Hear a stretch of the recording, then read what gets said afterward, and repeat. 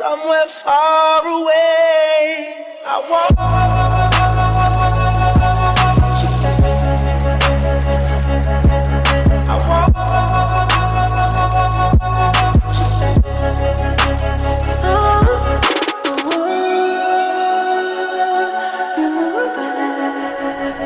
talking to the moon right now. Looking through the window in my room. There's not much I love to say, and I don't have the strength to fight.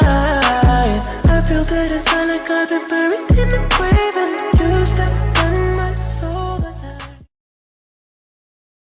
Okay, I'm back with part 3 continued. Let's get into it. This is Aaliyah Sacrifice Part 3 continued, and I'm going to explain it more. So if you guys don't remember, Matthew Knowles, Beyonce's dad, he always wanted Beyonce to have the spotlight, which is why he kept removing girls from the group, because every time he felt a girl was getting more shine than Beyonce in the group, he kicked them out and replaced them. Hence to why he took LaToya and the rest out. Kelly Rowland. I think back then, black women had what it took more than a light-skinned person. And I know Beyonce was black, but she came off as this light-skinned. You know, she was wearing blonde hair and, you know, bright, girly outfits. And, you know, you had the black women who were, you know, they had the black hair, the natural look, the basic but yet sexy clothes, you know. And I think that's what boys were attracted to back then. And I think Matthew knew that. And that's why he kept kicking all the black girls out of the group. He paid the black girls less money. He made the black girls get tans when they didn't even need tans. They're black. And Beyonce was the only one who didn't have to get tans. I think she tanned sometimes anyways.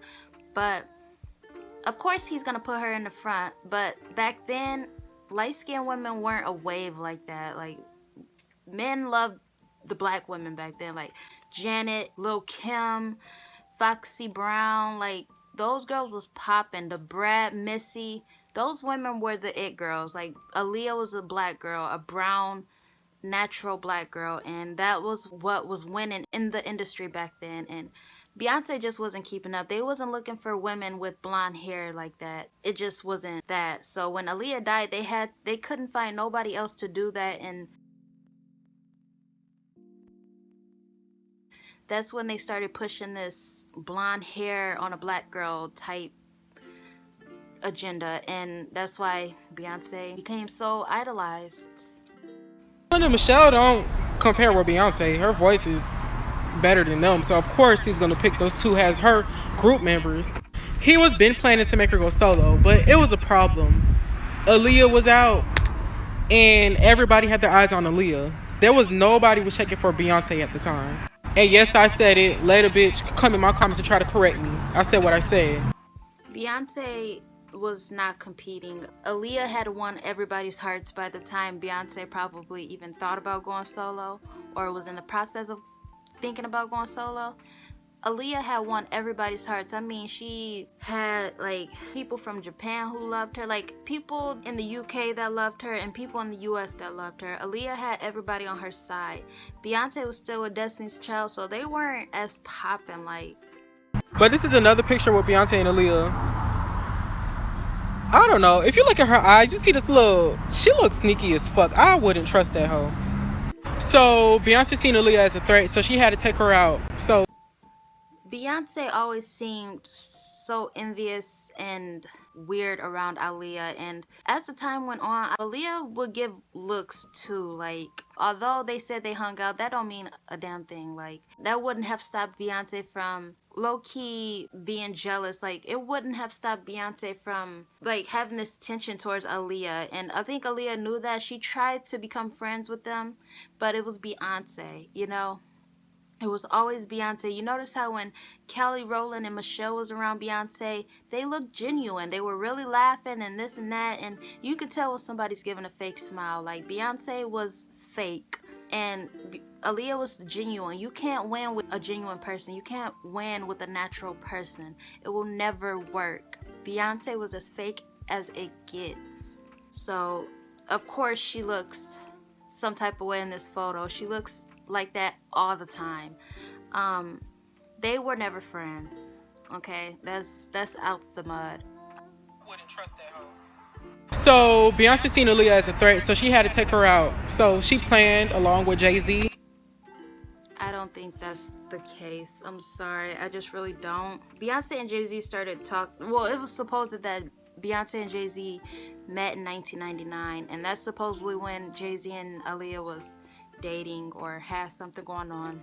But I think Jay-Z knew or knows who killed Aaliyah, and so does Damon Dash. And if that's the case with Jay-Z dating Beyonce in 1999 or having dated Beyonce in 1999, word is going to get back to Beyonce, and Beyonce probably knew from that. I don't think Beyonce sacrificed Aaliyah. I just think she got caught wind of what was going to happen to Aaliyah, and I think that's all it was from. And I think she was waiting on that moment where Aaliyah died, and Beyonce didn't give a reaction that you would have thought she would have gave if Aaliyah was her friend, you know?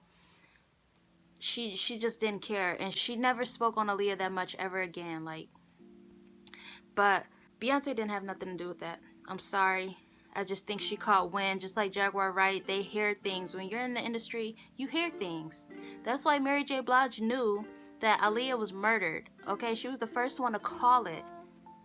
And that's because she is in that industry. She knows what goes on, but it had nothing to do with Beyonce or Jay-Z. It wasn't that. Her people wasn't her people, and that's what Missy said. So I think it was somebody closer to her, like her uncle or Damon, someone who had her wrapped around their finger, not Beyonce and Jay-Z.